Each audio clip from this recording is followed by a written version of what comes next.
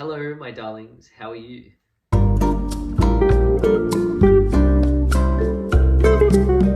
Hello, my sexy little readers. What are you up to? I hope you're well. What have you been doing? All of that jazz. My name is Charlie. If you didn't already know me, I am a 21-year-old book nerd from Australia.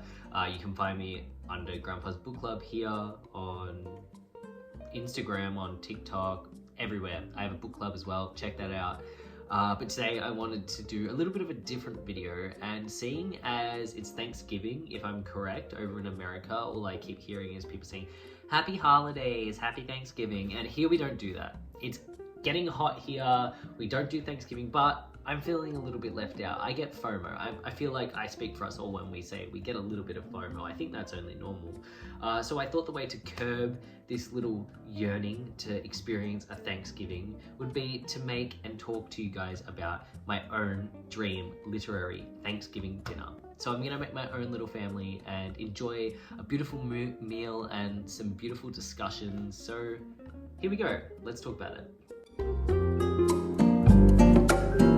Alright, so we have this beautiful table up here that we need to fill full of beautiful literary personalities to make this dinner party, this Thanksgiving, really feel like they're my family, like it's my home, like I'm sharing a meal with people I love and I'm grateful for. So I'm gonna pick some of my favorite people and bring them to this dinner party. Maybe if you'll stir some trouble, I feel like everyone has that person in the family who wants to stir the pot a little bit. There'll be some of those. So let's see who we pick. So of course, I'm the head of the table. Grandpa has to be the head. I'll be carving that turkey. I'll be making that bread, making sure everyone's not causing too much trouble. Asking questions of people, really just getting the vibes going. That's Grandpa's job. So I am the head of the table, so we'll pop me in there. Who should we add? I think I'm gonna go to I think next to me I want to have the one and only Ocean Vong. I love Ocean Vong. Let's call him Daddy Vong for the purpose of this video. I feel like the reason I want to have him at my literary dinner party is because he's so softly spoken. He has some very interesting thoughts. He's poetic. His voice just scratches my brain. So all I'm gonna say is, if he was sitting next to me at my Thanksgiving dinner, I would be a happy man. I could die happy. I wouldn't get sick of hearing his voice. He could just talk shit to me the whole time, and I'd just be like, yeah, scratch me. Oh, that's the spot. That's what I'd say. So Ocean Vong, Daddy Vong, is sitting to my right, I think. Who's next? Well, Daddy Vong also needs a baby or a little companion to like hold and jig while he eats his turkey with a fork, because babies always cry at dinner time. They want to be in on the action. They get FOMO too. So Daddy Vong's baby is actually James Baldwin. We're inviting James Baldwin. He is going to sit there. He is going to just be so fascinating, tell us so many stories that we haven't heard before from the good old days. And really just bring that insight. I love Giovanni's room, so I would really love to just pick his brain over us picking some food as well. We could just, vibe around that. I feel like everyone would appreciate hearing some thoughts on Giovanni's room, on Another Country, on all these beautiful books that are classics, let's be honest. So that's my next person. Next to Daddy Vong, I want to have Nana Joan Didan. So Joan Didan, I feel like you would have expected that. She is the queen. She is an icon. She was an icon. Sorry. But I love Joan Didan. She is one of my favorite authors, so it would only be fitting to invite her to my literary Thanksgiving. And I feel like she would just I feel like she would have some opinions that everyone goes, oop, probably shouldn't have said that. Oop, probably shouldn't have said that. And then that leads us on to our next person at the table, across from Nana Didan. And I feel like this person is going to call Joan Didan out for some of the things she says, and that is Maggie Nelson. I love Maggie Nelson. The past 2 months I've read The Argonauts and Bluets, and I feel she's just such big brain energy. If I am half as smart as Maggie Nelson, I can die a happy man. I would be so content with that. So really, she is a given. I feel like she's going to bring some really insightful conversations to the table, and maybe she would be calling people out. As I said, Joan Didan, if you say anything problematic, you're getting called out.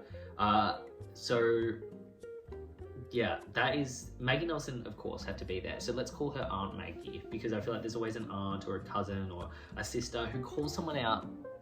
My sister, she will call you out at dinner. She stands for what she believes in. I feel like Maggie Nelson is just that. So, of course, she's coming to my dinner party. Next, Uncle Dougie. Douglas Stewart is the next person I'm inviting. I feel like Douglas Stewart is really funny, and I feel like he would just be a really nice balancing, like leveling act to bring to the table. He is a brilliant author. He wrote Shuggy Bane and Young Mungo, if you don't already know. And I think he would just bring that like funny uncle personality. So he's gay Uncle Doug. That's who he is, and I feel like I would really vibe with him, and like we'd share a lot of laughs. I feel like he'd be really funny if he got drunk. So Uncle Dougie's coming to the party too. Then I want to invite Patti Smith, because Patti Smith she's one of my favorite authors too. All these authors are my favorite. I love them all for different reasons, but Patti Smith, I have a tattoo for Patti Smith. I also have a tattoo for Ocean Bomb, but anywho's, Patti will have me dancing barefoot. We can jig together. I feel like she'd be a little bit of an alco, and we would just groove together. She would have some really interesting insights and some really good stories, like James Baldwin would, just like some old, and Didan. I feel like we just have so many good stories, different stories. We'd be chatting all night, be gossiping. I feel like there'd be so much good stuff. She'd get some really good photos of everyone with her Polaroid camera. She's just a really good asset to our table. And yeah, but as you can see, that's all the seats we have left at this table. Or is it? No, there has been a late arrival. They took a while to get here because they had to crawl. It is baby Oscar Wilde. Now, the reason Oscar doesn't actually have a seat, and we've run out of high chairs, so Oscar is actually just going to come at dessert time. He's late, he's been a bit busy, and he can just serve the cake. He's going to eat the cake. He's going to eat. But Oscar Wilde is coming to this party because I feel like he is going to stir the pot. He's going to say some problematic shit, and I am going to laugh my ass off. So Oscar Wilde is my last invitation, and I feel like he would just like put the cherry on top of the cake. I feel like he's going to be perfect for that. So yeah, that is my Thanksgiving dinner. So they're all the people I want to invite to my literary Thanksgiving dinner. I feel like it's going to be super problematic, super fun, super quirky, super chatty, lots of dancing, lots of food, lots of drinking. It's going to be perfect. And I feel like it would be a really awesome time just to get involved with my family, my chosen family, and learn a little bit more about them. So my final question to you is, who would you invite if you had, how many chairs? 6 chairs at your table? Seven people. If you could invite 6 or 7 people to your dinner party, who would be coming in terms of literary figures? Let me know. I feel like it's really interesting to see all the different voices people want to have and integrate to their Thanksgiving dinners. So yeah, let me know. Check out all my socials down below. As I said before, link is in the description. Book club, TikTok, Instagram. You can find it down in the description. Don't forget to like, comment, subscribe, and I'll see you guys soon. Toodaloo. Bye.